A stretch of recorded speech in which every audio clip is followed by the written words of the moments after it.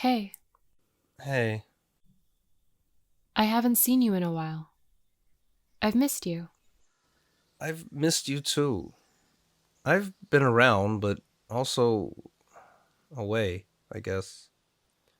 Are you okay? I don't know. You said you've been away. Where? Nowhere, I guess. Just inside myself. Yeah, I think I know what you mean. You do? Maybe. When you go inside yourself, is it comfortable? Or do you feel just kind of. Ashamed. I have things I need to do, things I even want to do, but I just can't bring myself to do them. Sometimes I think I'm just lazy. I know this isn't how I'm supposed to be, but at the same time, I don't really get what anyone is supposed to be like in the first place.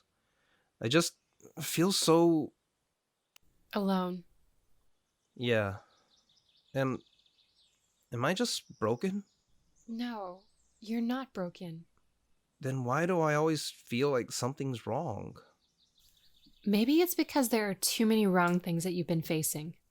Just because we're surrounded by many situations that are broken, it doesn't mean that you're one of them.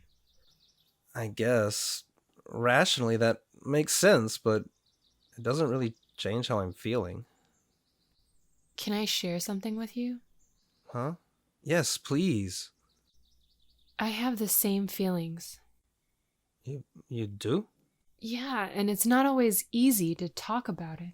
I'm sorry. We don't have to. No, it's okay. Sometimes it's good to talk about these things. Okay. You said there's lots of broken situations around us. Like what? Well, there's so many things to point to, but overall, I think it's isolation. Isolation? Yeah, when we feel cut off and separated from the world, humans are social animals. We need connection. And when we can't find that connection anymore, we feel lost and abandoned. I don't know. Even when I'm feeling okay, I don't always want to be around people. Sometimes I don't want to be lonely, but I just want to be alone. Did you just steal that from a Silverchair song? Okay, yeah, I did. But still, I guess I just want to choose when I want to be alone. I want to know that I can reach out and connect to people when I want and that there won't be any judgment. You don't think there's anyone you can reach out to? Well, maybe. But like I said, rationally it makes sense. But even if there are people who can understand, I can't stop this feeling that I'm stuck by myself. Yeah, I know the feeling. But there's a difference between being alone and being isolated. Then what is it that makes us so isolated? Some people are just dealing with mental illness from birth. Chemical imbalances can cause us to perceive threats and loneliness no matter what we do. You're talking about depression, right? Yeah, but it's not always something that we're born with. Sometimes we develop these feelings of isolation caused by our situations, and those situations can also exacerbate those feelings in people already dealing with depression. Situations? Like what? Like living in a system that rewards competition and values individualism above all else. Competing against everyone else just to try for a decent life leaves us seeing everyone as a combatant. We have to constantly compare ourselves to others in order to consider ourselves good enough. How can we feel connected to others when we're constantly competing against them? I know what you mean. It's like when I was young, I was taught to share and work together, but now I'm told to look out for myself. And when you only worry about yourself, all you're left with is, well, yourself. It's just so lonely this way.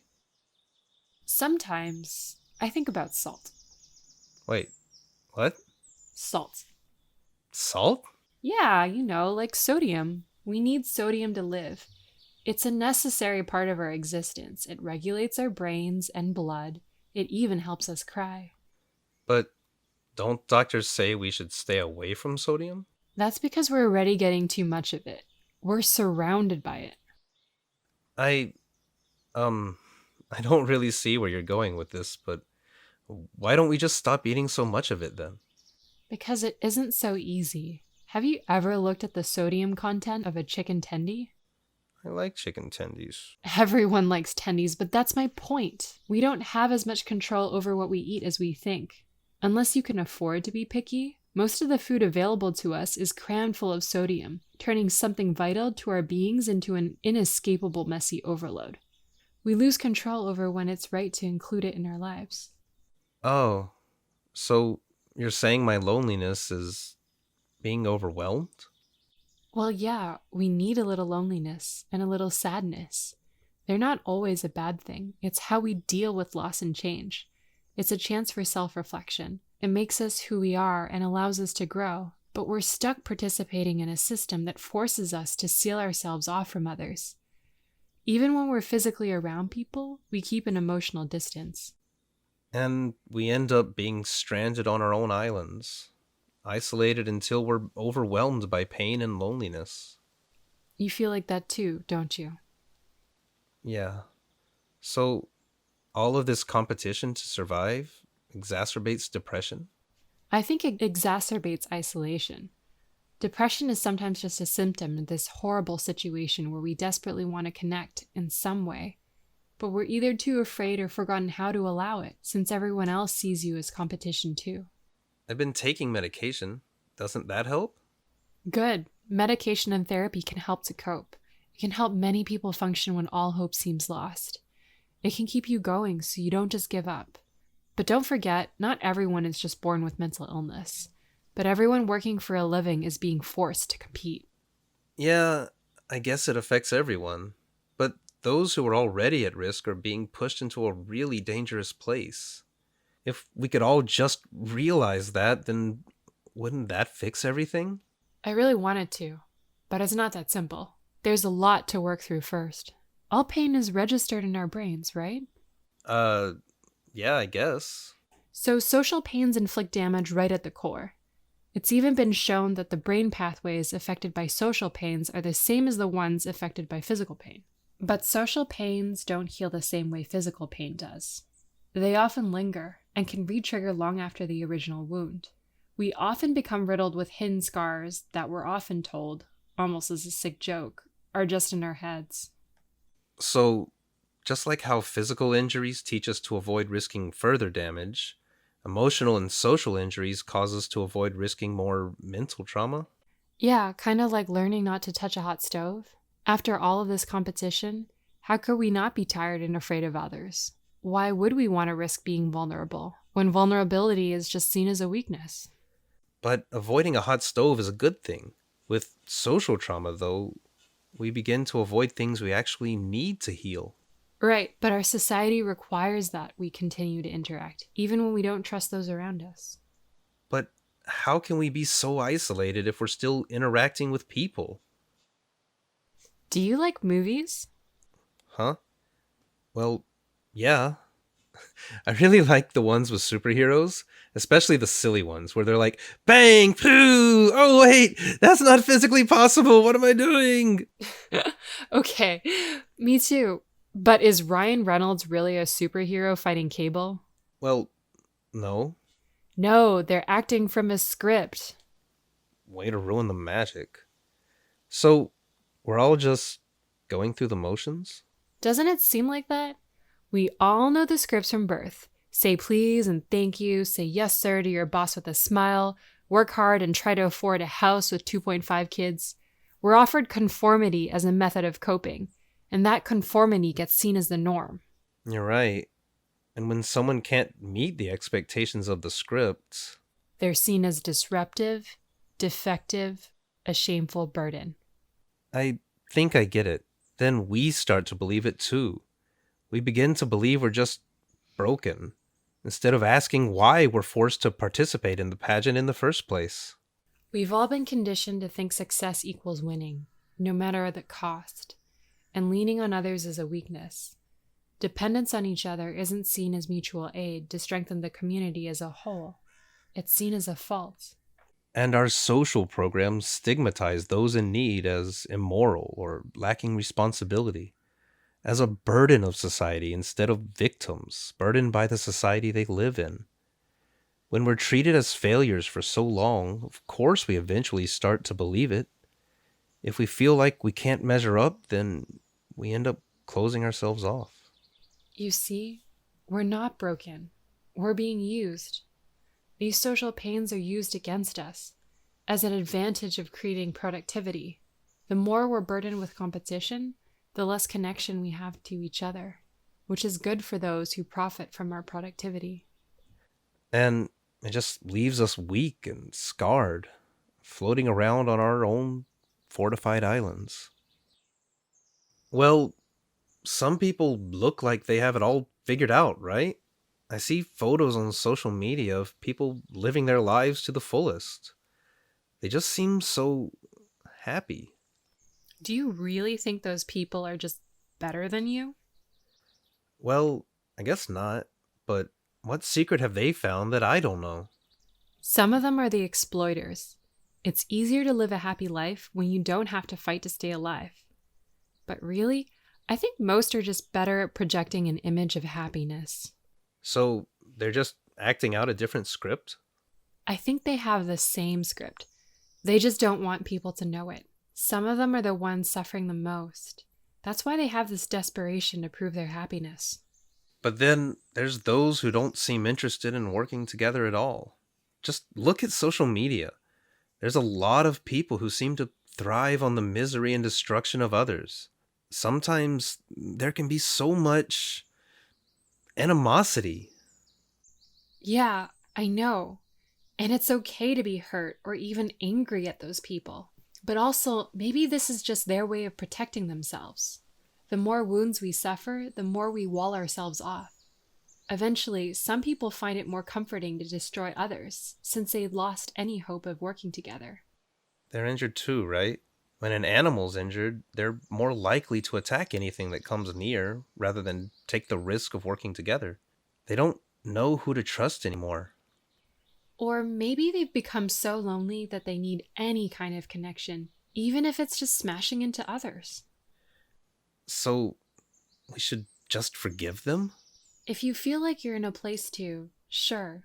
But I don't know if it's so much about forgiveness. You're assigning individual morality to a systemic issue. We're all on our own islands in a system built to destroy bridges, remember? And here we are. I want to tell you I know how to bridge our islands, but I've been having trouble there myself. Well, what about those who create and uphold the system? Those that benefit from our isolation? Are they the enemy?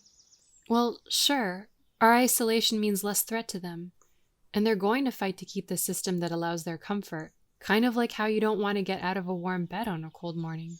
I guess that makes sense. But if they're benefiting off of our suffering, then those that benefit are the enemy, right? Did did I say something wrong? No. It's natural to feel that way. But don't you see? You're fragmented and angry, just like everyone else. You're still desperate to take someone down.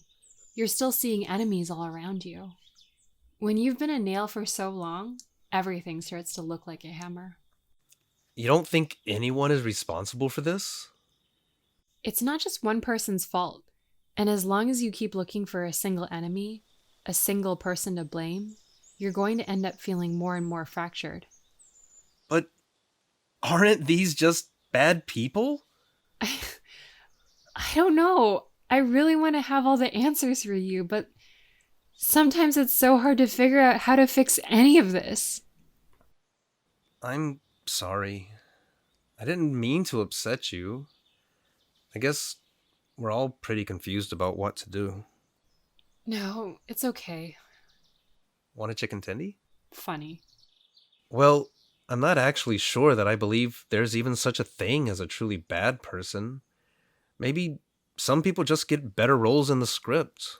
Maybe they just believe in the system so much that they've either forgotten how to care for the exploited or never even learned how to. It doesn't mean it's okay for them to continue benefiting from their roles, though.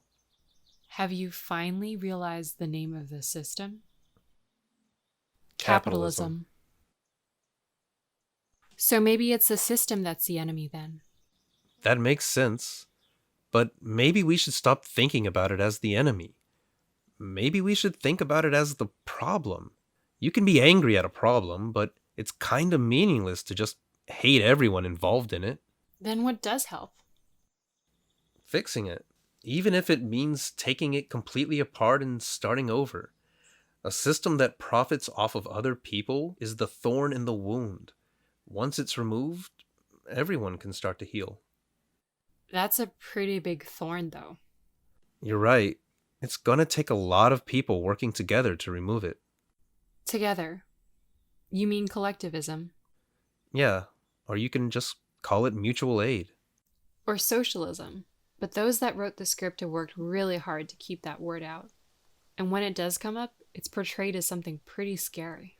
I'm pretty sure that's on purpose, since it's capitalists who wrote the script. Remember how you said they'd fight to keep their comfort? But if we're all so isolated, how can we work together? I mean, if so many socialists are, so antisocial. Well, you said that we're social animals, but being social doesn't mean being outgoing and extroverted.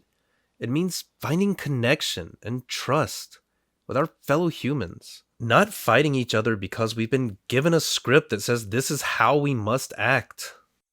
But how? If capitalism is so ingrained in us, if everyone is so isolated and unaware of each other's and our own needs, how do we break free?